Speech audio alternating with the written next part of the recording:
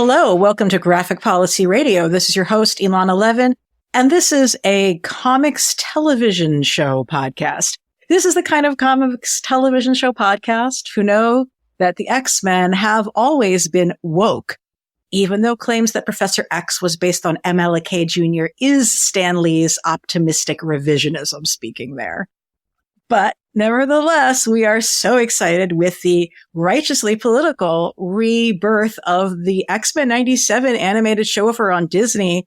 And joining me today is one of my great historian friends and a historian of all things X-Men, the returning champion, Stephen Attewell. Stephen is the author of The Race to the Iron Throne on WordPress and Tumblr, wherein he shares his insights through the historical lens on such things as comics and A Song of Ice and Fire and many other beloved pieces of nerd media. And he's been writing the wonderful series called A People's History of the Marvel Universe for Graphic Policy's website. And he's back today to talk with us about the new Marvel animation TV show that everybody in our age bracket is obsessed with right now. Welcome back to the show. Hello, glad to be here. I'm really excited to talk about this show.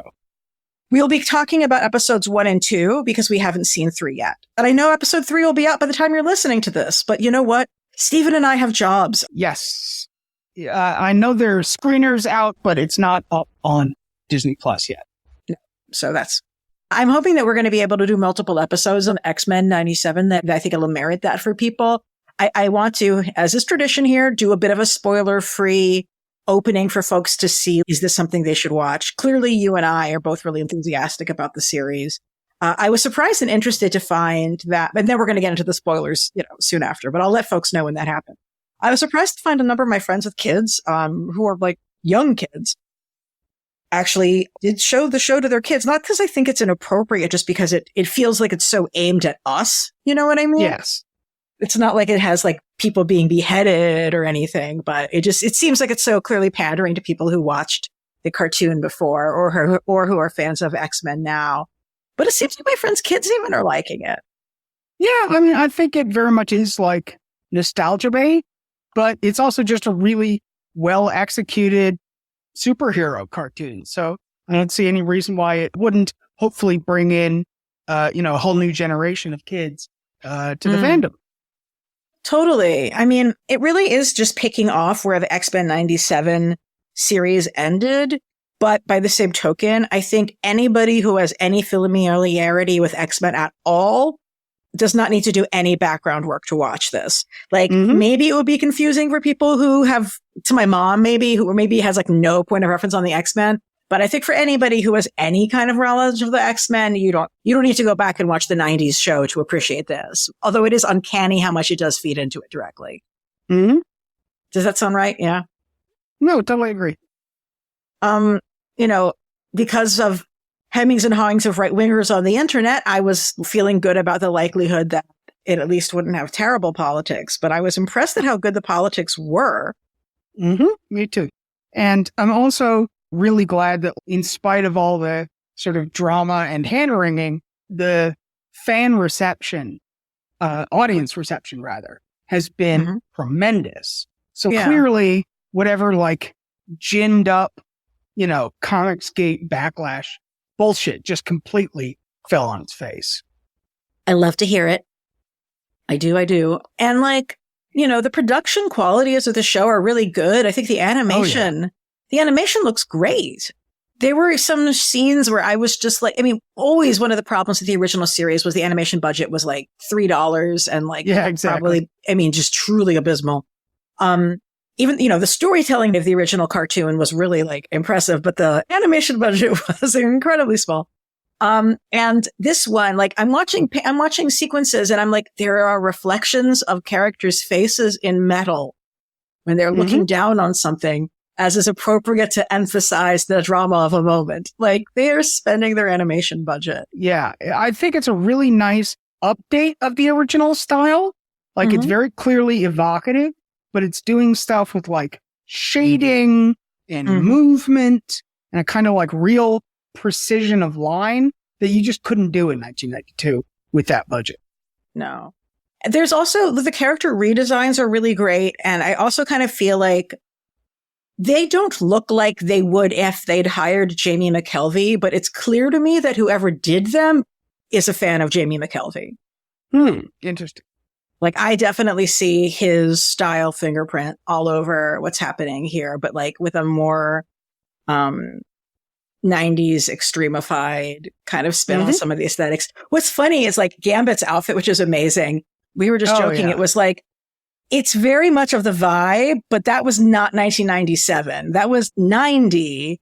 But I do believe that Remy LeBeau, if there was anybody who was so committed to that look that was cool in 1990, that they would still be wearing it in 1997, it would be Remy LeBeau. Yeah, exactly. But for any young people out there, no, we were not still doing the crop top in 97. I'm sorry to say. It's a shame. I mean, it depends who you are, but it would be a shame for us to lose the ability to have Remy in that outfit. What are your thoughts about the show's decision to take place in the 90s? I mean, I don't see any other way that you could really do it. If you were going to do an X-Men 97 show, I kind of like some of the 90s aspects. Like, this is in New York City with the original Twin Towers. This is a New York City that still has record stores. Yeah. Roberto says, "Page me." Like, that was amazing. Yeah, I really did appreciate that. But yeah, like, this is a series that loves X-Men lore, that cares about the characters. They have more diversity in the cast than it did back in the day. Although back in the day, it had pretty good diversity, all things considered. So far, most of the queer stuff is subtext, but the kind of subtext where it's like, you have to be trying to not fucking get it. You know what I mean? I mean, especially, we'll get into it, but like the conversation between Rogue and Magneto about the helmet comes about as close as you can get to saying, like, we were dating and had a bad breakup, but I still care about him, without actually saying those words. Yeah. And the thing that this show has gone on a limb is, like, we have seen in the end of the episode character files thing, very much in line of the old show, that Morph, who is not dead, Morph's pronouns are they, them. Now, we haven't seen anybody audibly say this to Morph in the series. And so I'm curious if this is going to be the kind of thing that hangs in the periphery and editable material of the show rather than in the body of the show. We certainly do see Morph transform into people of various genders. Generally speaking, like, I'm always a little bit like of an eye roll when your non-binary character is the shapeshifter, because like actual non-binary people, we don't actually have superpowers, although it would be fucking cool if we did. But it also, by the same token, does sort of feel like if you have a character who does shapeshifting like that and they're not non-binary, you're like, but like, that said, I live for the day when we also have characters who don't have shifting powers, who be non-binary. But I am hoping that is something that isn't just we see their pronouns in the end of the episode and that's calling it a day. Morph's subtextual relationship with Logan is like queer as all hell. Yeah, that's one of the ones where I would not be surprised if there are people who are straight who watch this and don't pick up on it, but I totally saw it. But like, I think straight people, if you don't see the Magneto, like the Magneto Xavier thing, I'm like, I don't know what to tell you guys there. But yeah, I totally had that vibe about them as well, which is interesting because I think, they don't have Nightcrawler. So it kind of seems like their Morph is going to be their Nightcrawler. And now a quick momentary spoiler. They will. Wait, oh, really? Yeah. I've seen a still, from like a preview, and it's great because it's Nightcrawler with a, cutlass in each hand and carrying a third one in his tail. And I'm like, yes, okay, all is right with the world. Nightcrawler has 3 rapiers at once. He can do the swashbuckling thing and have like more to his character than just being Catholic. I see that Nightcrawler has taken the not just 2-weapon fighting, but the 3-weapon fighting skill from his D&D character design. So God bless. And 4 if you consider being charming, which I do. So we are now going to be going into the fully spoilerified section of the show. So come watch the show, join us. We'll be talking about episodes 1 and 2 because we haven't seen 3 yet. I know episode 3 will be out by the time you're listening to this, but you know what? Some things take time. Okay. So let's talk about the beginning. It is so funny seeing the intro sequence, with this new, like, beautiful refined animation style. Mm-hmm. And we get some like new, character intros in the sequence. We get, Morph, we get Bishop, and in episode 2, we get Magneto. So kind of really rounding out the cast. I like how they did a really good job of introducing, like, Bishop as a time traveler in, like, a very, you're like, what's that guy's deal? Oh, okay, they just told us. Like, they really do cover who the fuck are these people in a nice, quick, they handle it well. It's well crafted. So you raised that it starts at an interesting point. The mutant-human relations are on a high point because of Xavier's martyrdom. I think that makes a lot of sense for where the series to begin from. And I also think a lot about what does it say that that's what it takes for them to be at a high point. Yeah. I thought it was very interesting because, normally, right, the sort of status quo, the starting point is world that hates and fears them. But I think starting at a place where the X-Men have managed to make this, like, very fragile advance means that they have something to lose more than usual. That's really smart. Yeah. And I think it just gives us something we haven't seen before in this sort of a story. The X-Men have been in this situation before, but I don't think it's really been captured in anything that we've seen in like a film or movie or anything. Yeah, I don't know. The Fox movies were kind of incoherent on this point. So I don't want to give them credit. I really do, though. Like, I love that Daily Bugle headline. You see a flash of Benetton's mutant fashion show. Like, yes. And it also mentions the Hellfire Gala. Like, for folks who don't remember, Benetton was like the brand that was really hardcore marketing, global diversity. They were one of the first brands to have, like, very dark-skinned Black African models in non-haute couture fashion that was aimed at a racially diverse audience. And Benetton was big back in the 90s and 80s. So having Benetton be the name there was like, did your history. It would be Benetton who would do a mutant fashion show. Because they were a brand that, like, wanted to be seen as, like, spreading tolerance or whatever. Like, that was their brand. And it's also, I think, maybe a nice little nod to, like, Jumbo Carnation and the whole kind of, new X-Men idea of mutant culture as a real phenomenon. Yeah. We really open with the Friends of Humanity as the initial villain, which is, of course, the correct choice. And I think people have been talking a lot about how clearly the show positions them throughout episode 1 and 2 as being, like, the January Sixers and how completely aligned they are with white supremacy in everything they say on the show. No, they are very clearly a kind of radicalizing Proud Boy militia kind of group who are becoming dangerous because they've managed to get their hands on Sentinel technology from unknown parties, and they're there under the surface, right? At a 10,000-foot level, like, okay, things are better for mutants because, public opinion is on their side. But clearly there's kind of like polarization just below the surface. Totally. And I like that they have them in, like, the berets and stuff. It's very, like, Guardian Angels, New York. Like, they're definitely pulling from that. And we, that also they have, like, a totally bitchy blonde woman also in, like, the Friends of Humanity. It's not just white dudes. Yes. I someone referred to them as Orcus Karen. And I was just like, Karen, I like it. That's perfect. Oh my God. Yeah, I thought that was cool. I don't really feel like we see that much in the earlier stories. Let's talk about the Roberto da Costa thing. They definitely have. I mean, I saw the art before it came out, but, like, they definitely. It's like, okay, this guy's clearly Latino. He is not as dark skinned as the character is supposed to be, but he's also not a white guy. So they continue. Yes, I was like, small mercies. Lightwashing instead of whitewashing could be worse, but, like, certainly nobody's going to watch this and be like, that's a white guy. But yeah, that character is supposed to be darker and have kinkier hair than that. Needless to say, I do enjoy the characterization that they have a lot. Yes.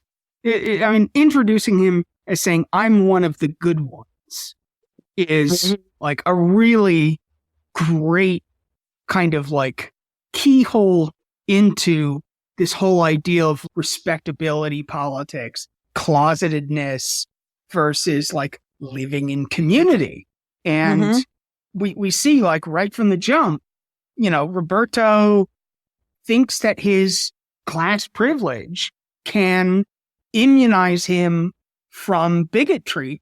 And he's finding out, no, it doesn't. Doesn't matter how rich you are. Doesn't matter that you're a DaCosta. To these guys, you are a filthy mutie. Yeah. And like the show is so explicit about that. It's quite amazing. And the show also doesn't like make you, well, I mean, in how I'm watching it, you don't hate him. You feel sorry for him. You're like, yes, exactly. This poor kid. He doesn't understand how things are really going to be. It's going to be really hard when he wakes up. Yeah. And I think that's why the plot line between him and Jubilee works so well, is that like, she's clearly like sympathetic, even as she's kind of telling him off. She's like, dude, I've been where you've been. This is not a great attitude to have, but I understand why you have it. There's a better way to do this. Yeah. Yeah. No, they're characters who like, I don't really think we've had much interaction between them in anything really, but they make a lot of sense as friends. Like, I think she would absolutely give him shit about his privileged shit, but like that they would enjoy each other's company ultimately. And he's like, yes, he's such a people person. He'd make it work. Yeah. A lot of people are like, oh, I ship them. And I'm like, I think that's fine, but I also don't think that's necessary. Do you know what I mean? Yeah. I mean, I think, wherever it goes, right? They are both two attractive young people who could use a friend of their own age. Indeed. One thing that Frank had told me, my husband, we were beginning to rewatch the old series before this. Something that Frank had told me is that when he was a kid, he didn't know that Jubilee was Asian from the cartoon because you see her parents, who are her adoptive parents, and they're white. And the animation didn't really make it super clear to him as a kid, even though he was living in a diverse area, that this was a character who was Asian. And so as soon as we saw that her and watching the old cartoon, it was sort of like, yeah, the animation is so sloppy that like, I see why that would be. Like, I read her as Asian, but I also kind of knew that about her, I think. But in this show, it's all very clear. Like they really have done a great job with her face. And yes, she got a great sort of visual upgrade. She's clearly Asian, but she's also like funny and stylish and like, having a good time and gets to do stuff. Yes, she gets to do stuff. She feels like she's not a brat, but she's young, Yes. And I enjoy her friendship a lot with Wolverine, which is like what you always want to see some of. So yeah, I think like really centering the story on Bobby in the beginning and how he's trying to come to terms with the fact that he's a mutant and he doesn't want to have to be one of them, but like he is a really good point of entry, I think, for getting people on board with understanding where the X-Men are at and what their lives are like at that point. And the fact that he thinks he can just buy his way out with money is just like, anyway. But I also just like how uncomfortable he is with his powers and how he knows that he'll be rejected, or he thinks he knows that he'll be rejected by his parents for coming out is really poignant. And how he's feeling like he has to repress a huge piece of himself, and to such an extent where he can't even enjoy the thing that like at least the other mutants are able to, which is like the joy of having their powers. Like he's too scared to even experiment with what his powers are, basically. He doesn't know what he can do, really. That's like really fucking sad. I agree. So I know we'll be seeing more of him. Yes. That's for sure. So we get like the first fight sequence. I think it works very well as like setting up, this is Storm. She's super powerful. Bishop gets a cool little moment of getting to do the chargey thing. But my favorite part is Cyclops, where like he's allowed to be smart. He's allowed to have a bit of a sense of humor. Like he's still a Boy Scout, but he's not a relentless stick in the mud in the way that he was in 92. Yeah, no, he was completely unbearable in the old show. I also think here the show does a really good and views it as important, establishing how powerful he is. Yes. This is a show that very much knows, in the words of Jay Edidin, that they are not lasers. Not only are they not lasers, they are identified properly in his character blurb at the end of the episode as being a red force beams. And like, they don't explain it's from like a parallel dimension of red force, which is like punching. fine. That's fine. The punching through time and space. But they have him like straight up use his visor to soften his fall from a aircraft. Oh, that and was it's beautiful. like, right. And it's like, oh, like Banshee style. And like stood himself around. Like he gets Roberto out of danger. He repositions himself in the fight, and then of course he gets the, I surrender. Nah. And just blows out all the windows. Yeah, that was so great. I think this is one of the best introductions to him that I've seen really in a short form of like, what is his deal? What's good and what's irritating but beloved about him, We wouldn't want him to not be the way he is. He's a great character for those complexities. I want you to talk about the bitch Val Cooper now. Okay, so, first of all, fan favorite character, the ultimate neocon to neo-lib, like insider, a good example. I love that she's brought in like really more late 80s workout gear. Yeah. And she is a sign that like X-Men are now working with the UN. They are fighting to protect mutant kind from Sentinels and the Friends of Humanity, but from within the system. And they're not addressing systemic issues. They're firefighting. And as soon as I saw that blonde ponytail, I was like, I don't think that's the president. That's going to be fucking Val Cooper. I did love the bit about Bolivar Trask tried to replace President Kelly's brain with a Sentinel. I'm like, that is a amazing. Great plot. I would love to see that episode. Yeah. Maybe it'll handle as a flashback, but yeah, that's such a great character note for them. And, like you can see again, like Valerie Cooper and the government's like, yeah, it's all fine. We got it all taken care of. And they're like, no, we don't actually, you clearly don't. You don't. Like, that's that. I have a theory, and this plays out a lot more in episode 2, that like Val Cooper is up to some dark shit because when she captures Bolivar Trask, she says, like, the Special Science Division is going to do stuff. It's going to get to the bottom of this or whatever. And lo and behold, in the next episode, somehow the Friends of Humanity have a gun that can depower mutants. And when Storm gets shot, Val says, this isn't what we wanted. Oh, I didn't read it that way, but you're right. And like, she looks really guilty. And I'm like, I think Val was working with the FOH to supply them and test out the depowering gun to use on Magneto. Because also she was part of that in the comics, right? She was part of the team that was working with Forge, that hired Forge to like do this in the first place. So, yeah, I definitely believe it. She's up to no good, and that seems like very plausible to me. Okay, so we should talk about our divorced, superpowered husbands, Magneto and Professor Xavier. I love how Jubilee clocks them as exes from like minute one. I mean, I don't know. Is there anybody who's claiming that that's not what was happening? Like in their read of everything? Like I mean, they have the like old friend like label on it, fig leaf. But like, come on. When Rogue is talking to Magneto about like, you had to wear the helmet so that you couldn't feel Xavier's love for you. I'm like, that is the most swooningly homo-romantic thing I have ever heard. Yeah. No, those boys. It's so messy. I was not expecting the show to acknowledge this in any way, shape, or form. And yet here we have it. I guess they just couldn't. It's too good of part of, this is the thing about it, guys. this relationship for them like that way is such a good story that it is a shame when they don't use it. Like, it's not about people having like we really need to see our like queer experience reflected back through the story of these two superpowered politicate people. It's also like, it's just the better story, because like those sort of complex relationships are so real. And yeah, it very much makes the political personal and the personal political. Yeah.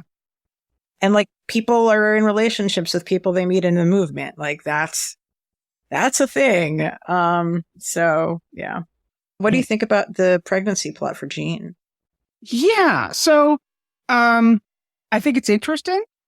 Like it's definitely, it works very well dramatically, right? It's the whole, Cyclops plot about not being able to move past the X-Men.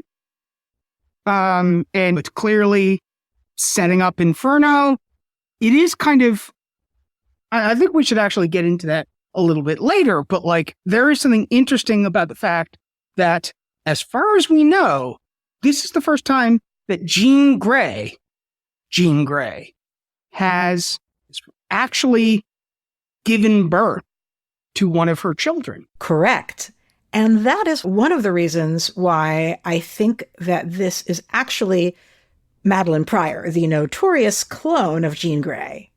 Okay. So we should get into it. So that is kind of the big question is, when a Jean shows up at the end of episode 2, right? Who is Jean and who is Madeline? When did the handover happen? As someone who believes that there are lots, or doesn't just believe, I know because I have friends, that there are lots of women who don't want to have a baby. I find it very appealing to think that this is Madeline and that the person who showed up is Jean, and Jean Grey that we know doesn't have biological kids, and Jean Grey doesn't fucking want biological kids, and that's okay.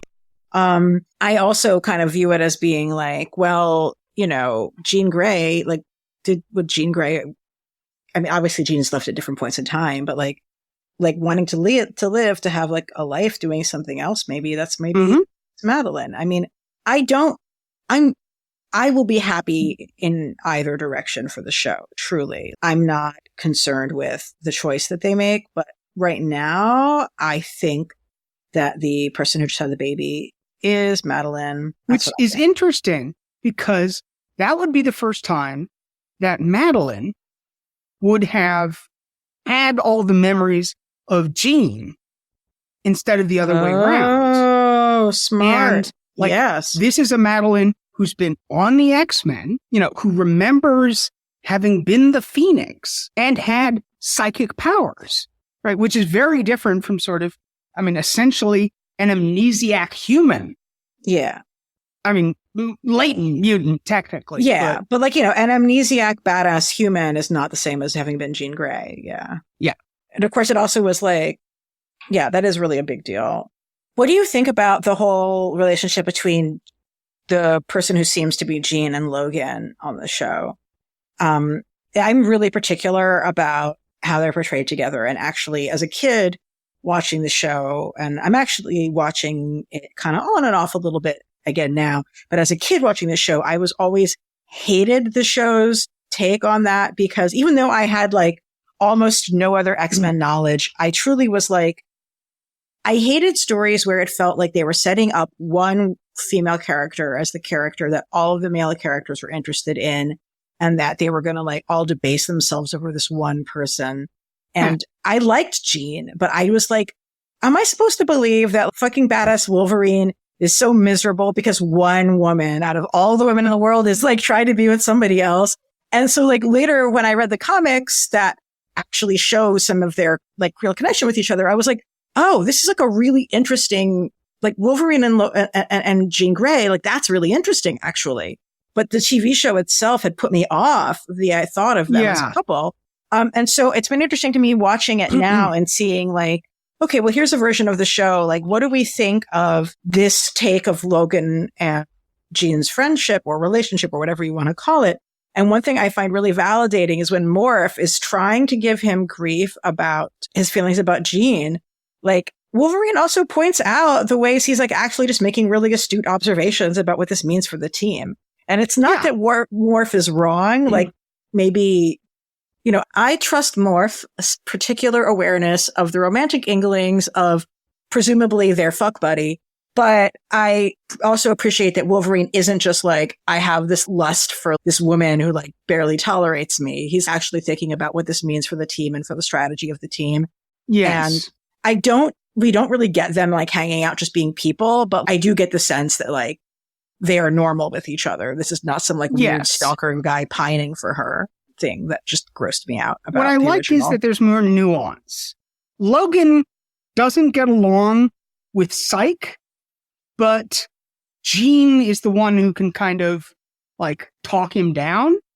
Mm-hmm. And he clearly has like, as much as he butts heads with Cyclops, he recognizes that Jean and Scott leaving the team is kind of what has to happen, but he still has feelings about it.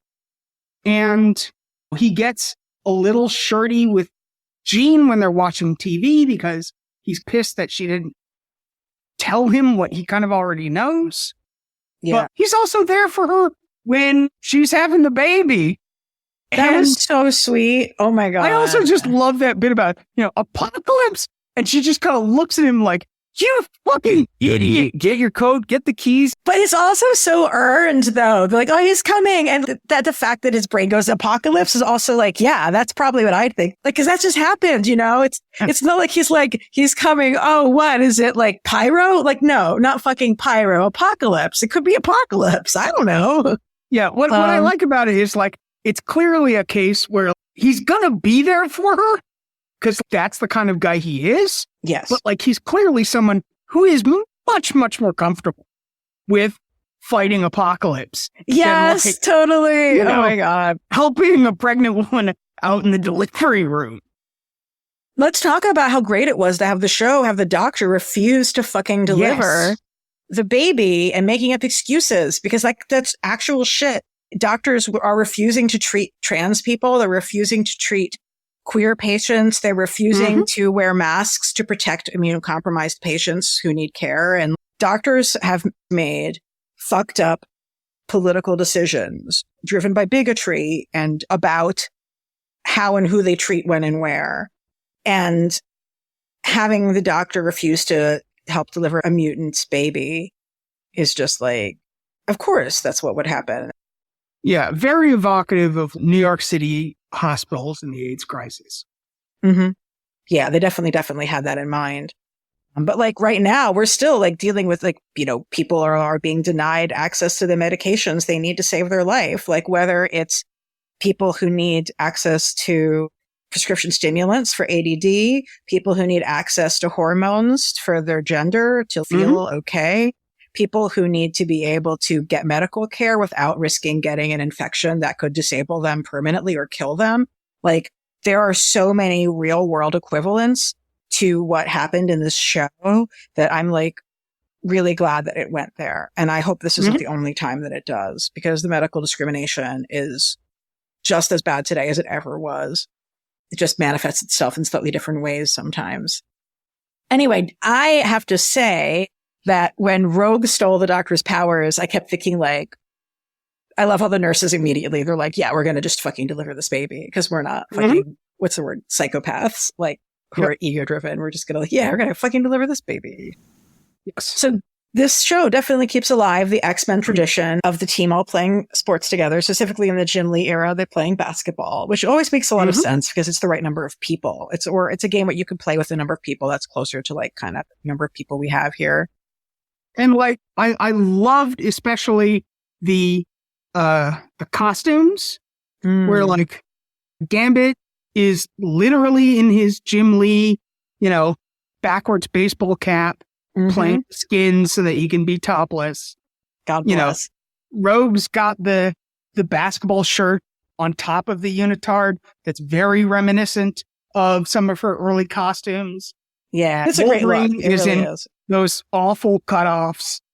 They're not awful. You take that back. I thought you were an ally. Like he made them with his claws. Stephen, I thought you were an ally. Stop saying those things about his cutoffs. Although to be perfectly honest, I actually didn't notice that. But now that you've pointed them out, I've decided that that's my number one most important costuming choice is to keep Wolverine on cutoffs.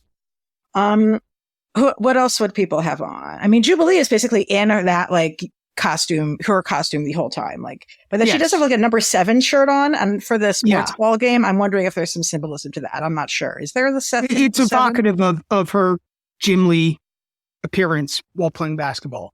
Okay. But is there anything with the number 7 though? I think that's the number that was on her jersey when she was playing pickup basketball with Gambit and Wolverine. Fair enough. Okay. What's that? X-Men 4? And then Jean and her like little referee t-shirt. Like, can you imagine her going and buying it? Like, I need to buy a referee t-shirt. It needs to fit me while I'm pregnant. This is very important. So costumey. I love it. Oh, and I like the choice of the glasses, the styling they're giving for Scott too. Yes. Yeah, we haven't talked about the decision for them to be Mohawk Storm. I actually was surprised when they depowered Storm for life death, because if she already has a Mohawk, then that means she's already been depowered and repowered. Well, she had the Mohawk before she got depowered, but the two did come close together. Oh, shit. She gets the Mohawk when she goes to Japan.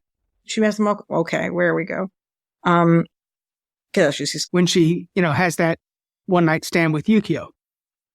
It was more than a one night stand with Yukio. Yeah, but okay. Vacation fling? I don't know what label you want to put on it. There you go. That's fine. But yeah, I really just thought that like that kind of threw me, that because I thought that I assumed that it must have already happened in my mind, but I guess not. I think the show does a really good job of establishing how terrible and terrifying it is for her to lose her powers and how powerful she was. I mean, I think it's always hard. You're going to be like, oh yeah, we're going to have like the incredibly powerful black female character and then depower her in episode 2. Have you seen fans respond about that? Yeah, I mean, I think it is the big emotional moment. There are a lot of, black fans who like, I don't think they were like angry that it happened necessarily, but it was like very emotional for them. Sure, it should be. I mean, yeah. But I don't want to speak for people as to whether or not they feel like it's okay or not. But like, I'm really curious. I didn't see anyone sort of say like it's inappropriate because it did happen. And, they like, if you just seen the list of episode titles, there's an arc here. It's not just being done in a sort of the black guy dies first horror movie kind of way. It's like, there's going to be a fall and then rise. And for all of the viewers who are like anybody who might not be aware of how badass she is, like the show really makes it so clear what she loses. I mean, like, Omega level threat and the way she just takes forecast. The way she just takes charge, like in the UN. One thing that bothered me is when I think it's Jubilee is like, well, who's going to take charge if you leave? And I'm just like, it's obviously Storm. What the fuck are you talking about? Like, how is it even a question? That was a criticism I had too, because it's like, it is stunningly obvious. Like, let her do it. She's the perfect person for the position, but it's just, the moment is just kind of missed. Well, not just that, like, I understand wanting to have a character voice that, and I understand feeling like you can't answer it with Storm and then have Storm suddenly have her powers taken away. But I still think it was a little bit like, yeah, it's a little bit like it's too fucking dumb that nobody, obviously it's Storm. And I don't say that because Storm did become leader. I said that because the episodes and show itself shows how she is such a good leader. And so how, of course, it should be her. Yeah.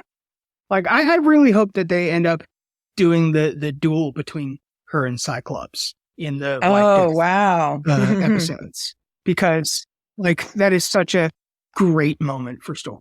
Speaking of Storm's girlfriends, I mean, we got to see Callisto and the Morlocks, and I love how moved they are, especially Leech, and how moved they are by Magneto's appearance. I think it's important for us to see how mutants who aren't the X-Men and mutants who are more marginalized than the X-Men react to Magneto. It was really an important note to hit.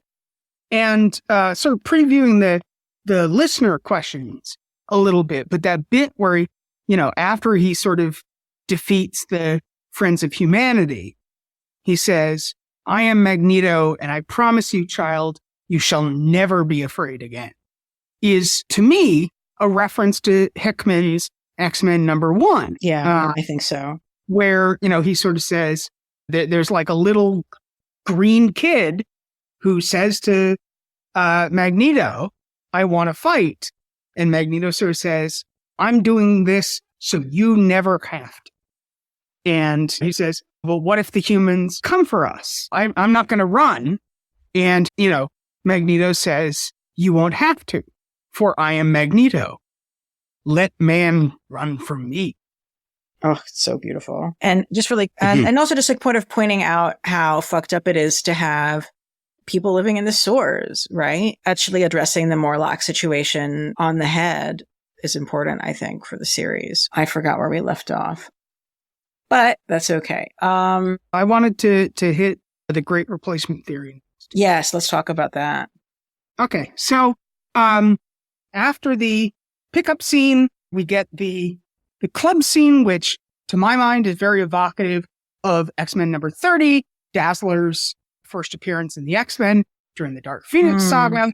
I love the bit with Jubilee dancing with the fireworks. That was really nice. In terms of the politics, I really like the interrogation scene with Gyrich, where he literally comes out with the Great Replacement Theory. Something that we are seeing Elon Musk himself promote over social media. And also this idea of like liberal toleration as a performative fad, as opposed to structural change, met with Jean Grey saying, "Hatred makes your mind weak. I am going to tear you up." It's a really great scene having her when he calls her in that way.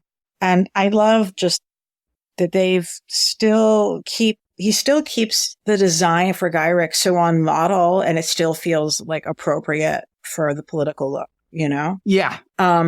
So with, I think we've seen like some idiots basically be like, "No, they have a point." Like at a certain point, people are just making a choice to read against the text because they are that hungry to find things that validate their hatred.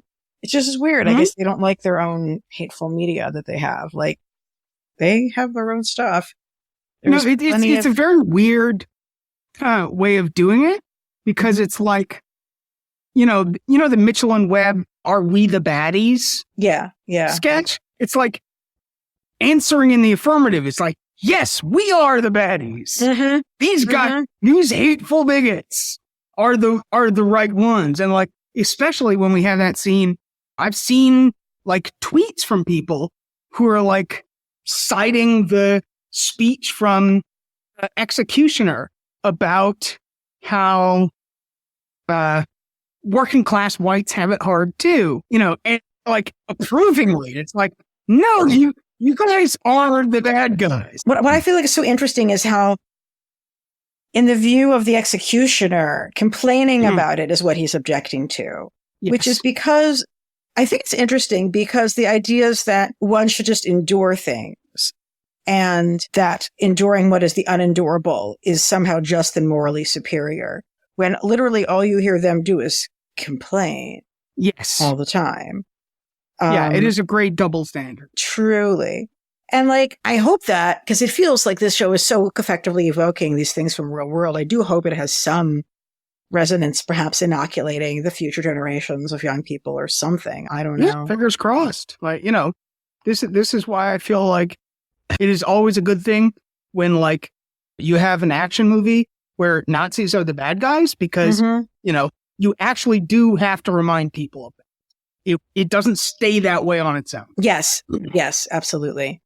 And that we see Gyrich continue to have powerful friends in high places, and Bolivar Trask gets his stuff covered up. I mean, they're still able to do it. Yep. So, shall we talk about the trial next? Yeah, let's do it. It's wild to me that the trial is set up as a UN tribunal, in which case the end results are going to be accepted by governments. Like right now, we see the rule of law and international law is ignored when it comes to Palestine. And it's just like, oh, this is some reality where like something will happen at the UN and it'll matter. Like, and also people will be found innocent because they were oppressed. Like, this is not a critique of the show, by the way. This is a critique of the world, but it is like bizarre to me. No, it is interesting because it's like in X-Men 200, right? He's brought in front of, I mean, essentially the Hague, right? Which is another, is a different kind of international legal forum. But I did think there was something really interesting and valuable of having these human judges be the targets of essentially the January 6th rioters. And that line about, to play by the rules and still they come for you was perfect.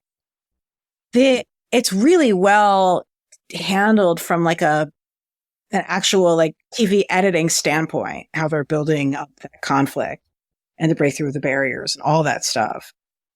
Other things that I really liked, obviously the running gag of Magneto having to force himself to say the word coexistence is really good. But I thought there's a couple of things that I think need to be discussed. I have seen some talk online about the Jewish question versus the intersectionality of oppression that is the mutant metaphor, where like some people felt that Magneto was not being explicitly Jewish enough. I sort of felt like when you have Magneto say like, never again, like, come on, what more exactly do you want? But also, this is the X-Men. If you're not going to have, of all people, Magneto say that there are all of these forms of intersectional oppression and they all matter, and that we have to stand up for everyone who are hated and feared. Like, what are you even doing? Yeah. I also think like the one thing was that people were sort of like, he points out that, well, you and I were talking about like specifically saying praying to a different God when we all know that that actually has nothing at all to do with why the Nazis were oppressing Jewish people. But it's poetic. And I hope people aren't learning everything they know about world history from a kid's cartoon that isn't even about world history. Maybe they are, but I just say to you, listener, no, actually that has nothing to do with why the Jewish people were murdered by Nazis. However, that is... It is a component of anti-Semitism. Exactly. It is a component of anti-Semitism more broadly, but it wasn't really clutch in that particular thing. Anyway, but yeah, all the speeches from him there and addressing and sort of just showing to people the loss of Storm's powers and saying like, this is what you want to have happen. And the fact that it probably is the result of technology that the government worked on, and that the fact that the government's inaction and refusal to protect mutants are why this happened. Like, just really spelling out that guilt to people and making them see it is a good choice. I thought like his self-defense was great, where he was like, look, you made genocide robots. You made slave collars for us. This was self-defense. Fuck you. And when Storm is depowered, that scene with the breezes gone is legitimately haunting, and like Magneto actually crying and talking about like respectability politics, right? What must we do to be good enough? And then we get this beautiful, genuinely beautiful sequence where he essentially crucifies the executioner, drags everyone up to space, and then gives his version, I think, of Xavier's dream, where he's sort of saying, like, I would have destroyed all of you. Yeah. But someone I loved and respected wanted me to change, and here's my version, right? It's not, everyone has to love each other and get along, but like, we're all on this planet together, and we have a right to live and be left alone. And that wonderful, end to the monologue where he says, do not make me let you down. There is, unlike with Xavier, there's teeth to it. It's like, okay, I know this was not the metaphor, but like, it is kind of the message, or this wasn't the original metaphor, but this is kind of the message of, the ballad or the bullet. Like, okay, if you don't want me to rain metal down on you from orbit, give us the rights that we deserve. And it works. Yeah. I mean, it's him saying specifically, even letting you down when it's implicit that he can literally drop you is something different. And it really is beautifully animated. That sequence in particular, I feel like I was on the edge of my seat and shivering the whole fucking time. It reminded me slightly of that famous drawing by a Soviet cosmonaut of the planet Earth with the sort of child drawing of a house over it.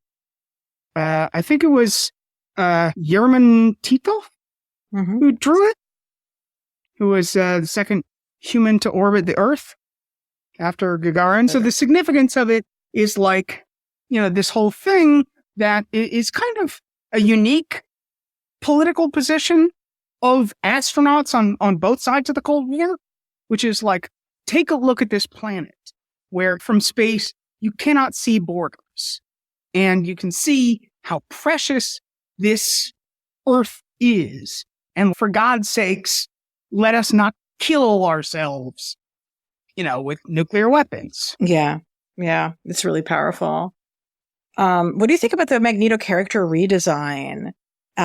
We do see clips of him with the old style costume, and then the old helmet, and then we have a different look for him here that I think is definitely trying to evoke the look from the trial outfit from issue 200. Yeah, I mean, it literally is as Connor Goldsmith calls it, the titty top from X-Men 200. But it's not a titty top here, though. In fact, that's the thing, which I think is actually kind of okay. I feel like it might be a little bit too much for people if it was. Well, I mean, completely, but like, it really emphasizes like, this dude has gorgeous arms and, Fabio hair and really defined pecs and a very tight waist. And like, folks on social media really responded like, yeah, Magneto is damn sexy. That's just good. He needs to be, right? It's just part of how he sells it. You mentioned the voice actor for the roles, Matthew Watterson. Yes, I thought he just did a knockout job. What do you think about the accent he's using for him? It's sort of like very, very subtle. Like, this is something I remember Connor and Spencer Ackerman talking about on Cerebrocast, where like, he's got a slight accent, but it's very kind of cultured and non-specifically European because English is not his first language. It probably isn't his second language. And like, he deliberately would have learned it to, essentially like pass in human society. And he is, definitely has this sort of very commanding, charismatic voice. Yeah. That you can see why like people would follow him. Especially when you don't have other people presenting that perspective that we see in the media. And where people have been left behind, like literally in the fucking sewers. And I'm actually going to be, I hope that they talk more about Zenosha's situation later on as it keeps going. Let me just say, this is not a plot point that will be dropped. Okay, cool. I think that's all good and fair.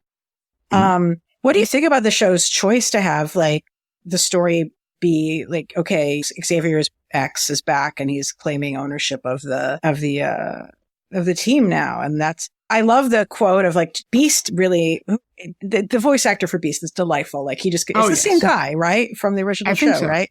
Some of the original voice actors, have passed on or are too old now. But like, I think both the sort of newcomers and returning OGs were like really good, really amazing. Yeah, I'm impressed by. The actor who plays Rogue does not have an easy time, and she does an amazing job. But like I can't hear Rogue as like anything but Dolly Parton. and she just sells it. Yeah. Do we want to talk about the whole Magneto thing? Sure. And speaking of sexy Magneto? Mm-hmm. Yeah, I mean, Gambit and Rogue are very much presented as a couple right away in the in the series. A very buy for buy couple, I would argue. In terms of their aesthetic, yeah. So it's interesting to have the complication of like Rogue's past with Magneto. I don't know if they're going to play it as like she was also an alkalite at one point. I mean, I got more the sense that like they're probably going to do something like the Savage Land arc, where like they had a very intense but kind of rocky affair. You know, I thought it's interesting. It's like it's different from the whole like late 90s Joseph love triangle, because they're coming to this moment as essentially exes. Yes. You know, I like the way that they give Rogue space to talk about the complexity of people's life stories and like not locking people into particular pasts for themselves. And like, I know that like there is a vocal contingent of like Rogue and Remy fans who are in their feelings about this. And I understand, but like my message to them is keep the faith, you know? Yeah. I don't think it's going to stay this way. I don't think Professor X is going to stay dead.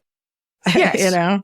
But like also, it is a great arc. It's ultimately very, very good for their relationship in the long run. Mm-hmm. Yeah. Let people have complexities. Let people break up, come back together. It's a fucking soap opera. And part of the reason why fans are so invested in Rogue and Gambit's relationship is because they haven't been together the whole time.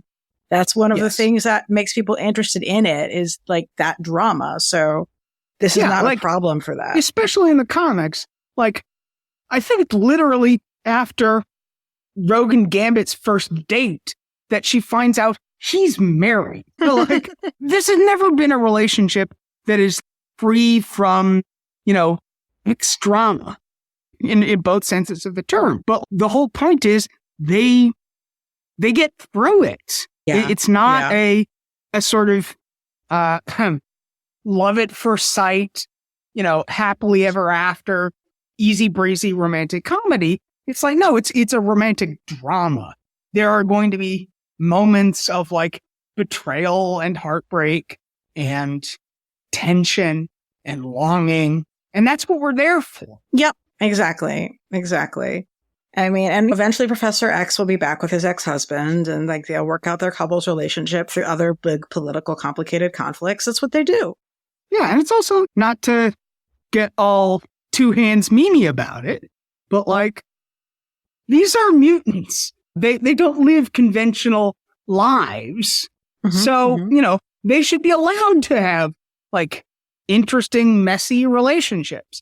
Like, yeah, Magneto and Xavier are clearly presented as exes, but like they're a really dysfunctional relationship. Yeah. Like they used to communicate with missiles. Yes. I want to say, I just looked up the actor who plays Morph, JP Carluck, is non-binary and is the founder of a group called Nerds Vote. And I am now officially a fan of this voice actor because those are things that are very good.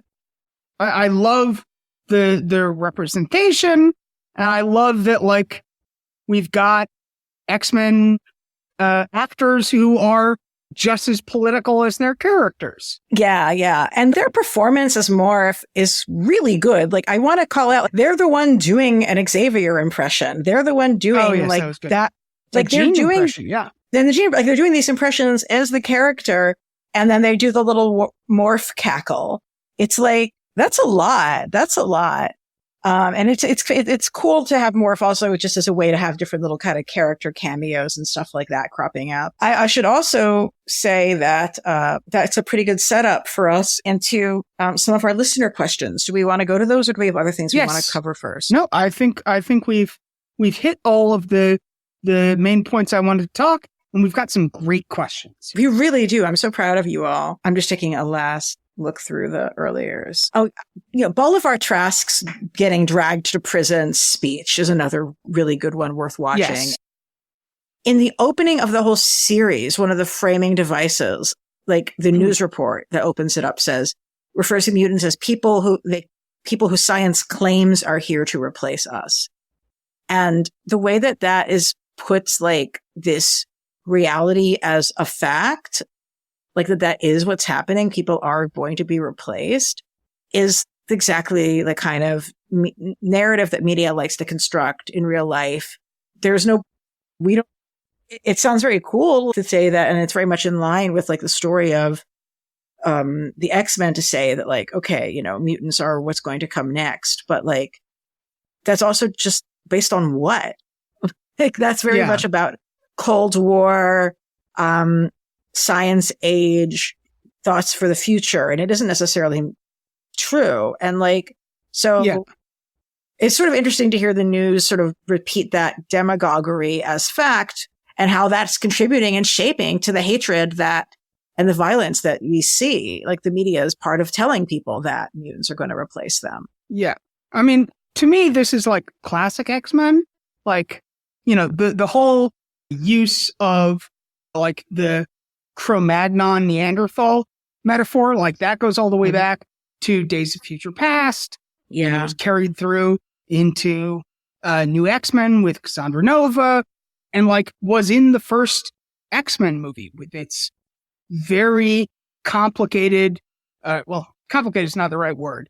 It's very bad understanding of genetics, but like, you know, there is this kind of ambiguity about like, are we talking about a speciation event where humanity as a species splits and now there are mutants and humans? Or are we seeing a general transition of humanity as a whole, right? And this is what drives Orcus in Hoxpox down to Fall of X. It's one of those things where like science has kind of marched on. We know now that, you know, Homo sapiens have plenty of Neanderthal and Denisovian DNA. Like, this was not a case of genocide is in our DNA. Like, the other option is we banged it out. Yep. And that is absolutely true. And it's interesting because it feels like you are sort of starting to see some of that changed understanding of science trickle into the comics. And I don't mind that it's not like present at a story that takes place in the 90s, but I do think it also makes for an interesting story if the story were to go in that direction. To be fair, the science didn't change until the early 2000s. So this is a relatively new development. Yeah. Okay. So listener questions.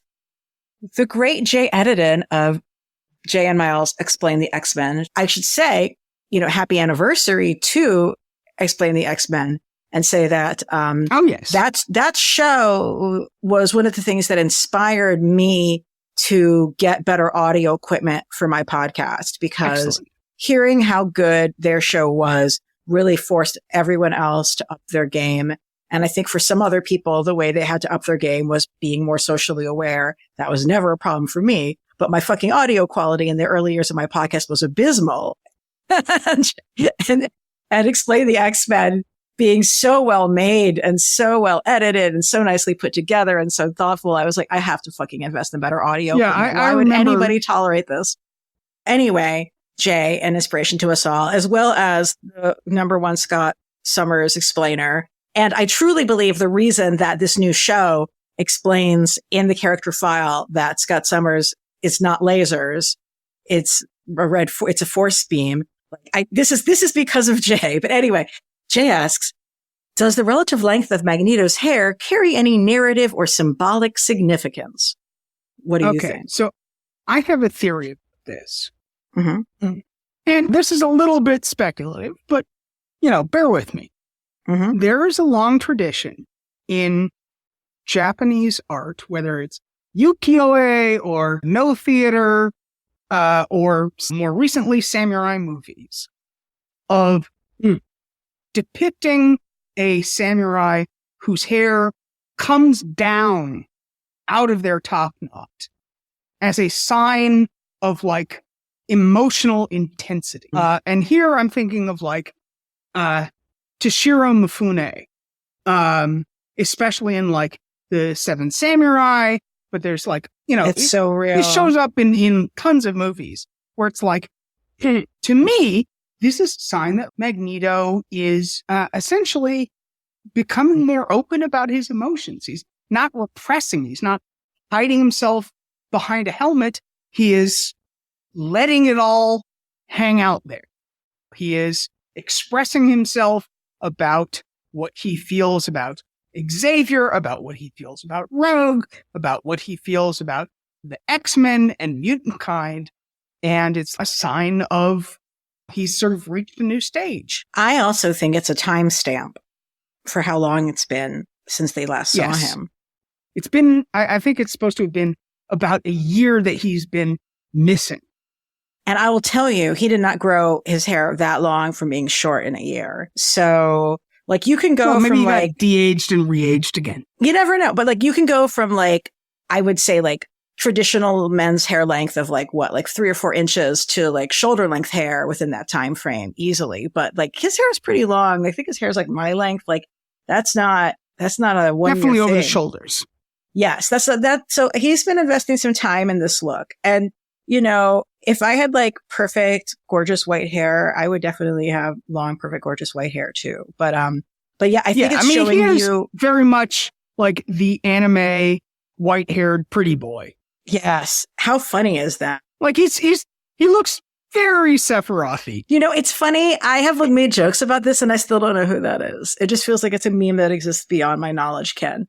But yes, Magneto's you were never into Final Fantasy VII? No, I don't play video games. It doesn't work with my brain. That was the first video game, like multi-disc video game I ever finished. Well, I mean, I used to play Sonic the Hedgehog stoned, but like I never got like to the, real video games that were like not just like hit a button video game. I played Street Fighter. But, and I will shout out Final Fantasy was their combination of watercolor and colored pencil is definitely a good touch point for me with some of the visual art I'm making now. But anyway, no, I haven't seen it. Next listener question. Also, I would love to hear Jay's answer to that question. I know he was planning on watching the show this past weekend, so I'm eager to hear his thoughts too. I'm sure it'll come up on Jay and Miles. I look forward to checking it out. I hope so. Another listener called Pyromaniac asks, what is your favorite moment and which character would you love to see appear? Okay. Well, for me, my favorite moment this is hard. It's either give them the forecast or it is, don't make me let you down. And in terms of what character I would love to see appear, I'd love to see Rachel. Yeah. With what they're doing right now, they're really setting up for that. I hope so. I think those are some of my moments. Don't let me let you down is it. And also just like Magneto and the swords. There's just, and actually that last caged. Yes. Yes. Oh my God. Well, no. And just like, you'll never fear again. But then also just a nice shout out to Morph at the end of of episode 2, where, they're clowning on how Storm will be back any minute. And then they're like, see, and then it's fucking Jean Grey collapsing in their arms dramatically. Like, oh, that's a great butt too. Painting as per usual. And what character would I like to see appear? I'm a huge Quicksilver fan, and I don't think that they should bring Quicksilver in right away because they still have to deal with like all of Magneto's shit with like, Professor X. But I would always love to see Quicksilver. But a character who I think would be good. Well, a character who I'd love to see soon would be Kitty Pryde. I'm curious where she is. Oh, that would be interesting. Right. Because they've never done a cartoon. Like there was the Pride of the X-Men one. Yeah. And then there was X-Men 92. But I don't think we've ever seen a cartoon that had both Kitty and Jubilee. Because was Jubilee in X-Men Evolution? I don't remember. I don't think so, no. So I've only had one or the other, yeah. So I think it would be great to see her. I'm sure we'll continue to get more from Roberto da Costa. Like he'll be around. Yeah, he needs Cannonball to show up. I know. Or Richter could be a good character for him to hang out with too. Yeah, Richter's good too. I'm a fan. And then trying to think about any of the older characters, like I don't feel, it's tempting to want to try to see everybody in the show right away. And I think the show already has a big cast, and I don't want to. They got to slowly build it. Yeah, I'd love to see, what is up with Bishop? Bishop is a character who's struggled, who so many people want to see succeed, and who's struggled under a lot of different hands. And I think it'd be cool to have him get treated well here. I just want them to avoid the whole phase where he's a genocidal villain, because that just, it's a bad look. Yeah, not that it was a bad good story, but where do you go next? Yeah, it's we've had one of the most important Black superheroes in his job now is to kill a baby. Great guys. Great job, guys. Really happy about that. I got a question, from Blue Sky, where you and I both are, and other folks can follow us. Dante asks, they first head off with the joke, which was making flatskins understand how fucking awesome Cyclops is actually part of the mission statement, or just a fun coincidence. I actually think it's part of the mission statement. And their serious question was... In fact, one of the animators said that they were very specifically inspired by his Capcom. So the idea of doing kinds of different cool stuff with the I-beams, that's straight out of the Vidya games. Cool.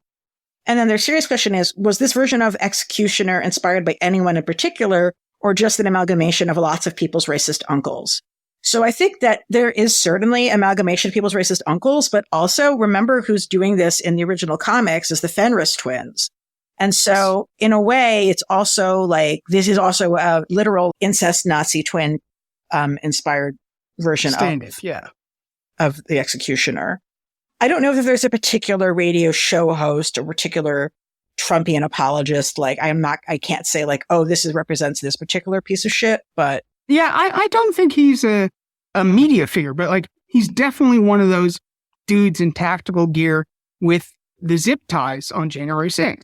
The more hardcore guys who are talking about bringing in weapons and escalating this up to a full-blown insurrection. Yeah, and totally. In this case, he's also being used as a deniable asset for the government. Cooper, yes. How the fuck else does he get the same kind of mutant-resistant weapons that Val's Blue Hats were equipped with?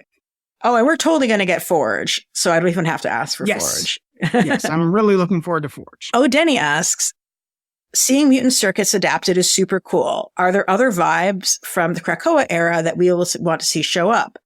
And then they also ask about Mora X, but I want to talk about mutant circuits first, because I was so struck, in the beginning of the big group fight scene where Wolverine is present, and I was like, oh, who's going to throw Wolverine? There's no one to throw Wolverine. And so instead we have Gambit riding on his back like Wolverine is a horse, and Gambit is going to joust, and then bouncing off of Morph, who's being Blob, in order to launch himself. It's a new circuit that no one has ever heard of or seen of before. I do think that Wolverine does, in his heart of hearts, really want to be thrown at somebody by a larger person. And so I do hope that, I imagine that perhaps one of the various bodies that Morph may manifest may be that of someone large enough to throw Wolverine as he so desires. And I also loved, speaking of Morph and Wolverine, that Morph is the one who transforms into Angel to fly Wolverine down from the plane blowing up. Yeah, and they have I love the way they're drawing Angel in that little clip. We just got a couple seconds, but it's a good way to draw him. It's interesting that Morph played both Angel and Psylocke. I mean, wouldn't you? Yeah, it's just funny. It's both halves of the couple. Yeah, totally. Oh, Emma. I want to see Emma. Yes, I believe she's going to be in the show. Exciting. Because I think there was a preview image. Which Comic-Con was it? Some Comic-Con or other. Were there any other circuits of note that we recall from these episodes? I'm not sure. Yes. Storm and Magneto building an electric fence. Building electric fence together. Good for them. But yeah, it's something that in the shows, and it really, for the longest time, the mutant circuit really was just people throwing Wolverine at things. And so the comics really have encouraged people to think more creatively about how to combine the powers together. They're also asking, are there any vibes for the Krakoa era we want to see show up? I mean, I want all the Krakoa era vibes to show up, you know? Oh, yeah. Yeah, give me all of it. Give me the Frepple would be great. Yeah. Rachel and Betsy would be great. Yeah. Blob as a bartender. That would be great. I mean, yeah. Cypher being a political manipulator twink. That would be great. Mm-hmm. Mm-hmm. And yeah, I think anything recent would be great. Like truly, like this has been such an amazing renaissance of comics. I hope that people will really like keep that alive. And for the record, both Stephen and I did predict Gail Simone, one of my favorite comic writers of all time, is going to be taking up the mantle running the X-Men comics. And that is one of the reasons why I haven't given up all hope, basically. Yes. Because I think from the ashes, like whatever you think of the status quo, and I still want to see kind of where they go with it. But like the core team of like Gail Simone and David Marquez, Jed McKay and Ryan Stegman, Eve Ewing and Carmen Carnero, like we have not had a core team that is that good and that diverse since really like Dawn of X. Mm-hmm, mm-hmm. Yeah. That's it. And the last question I believe we have is are we going to see any hint of Moira X? I don't think so, but what do you think? I mean, they did mention Moira Island. That's true. Storm got depowered. So I think we'll see Moira. Mm-hmm. I don't know if we'll get Moira X. Maybe not this season. Well, I definitely don't think this season, but I think ever, like it takes so much building up towards getting that. But who knows? I mean, truly one of the things that the original cartoon series excelled at was making an insane quantity of sprawling narrative, coherent, and squishing it together into a short time frame. So as much as it seems impossible to me that could happen, that something from a storyline from just a couple of years ago could work itself into X-Men 97, who the fuck knows? But I mean, we no longer have Dwayne McDuffie with us, but it does seem like the series is in some really good hands, really skillful hands. Well, thank you again for joining us for the show. Thank you, listeners. You know, I'm hoping we will be able to cover the series again, maybe closer to the finale. Send us your questions. We want to be able to answer your questions. And I'm on Blue Sky at Levin. Stephen is on Blue Sky at Stephen Attewell, STEVENATTE. Well, that's WELL. Blue Sky's been a really great place to hang out and talk about comics. You know, if you're fed up with the bad space, like we can have our nerd conversations somewhere else. Thank you very much. I agree. And as we like to say, keep it geeky.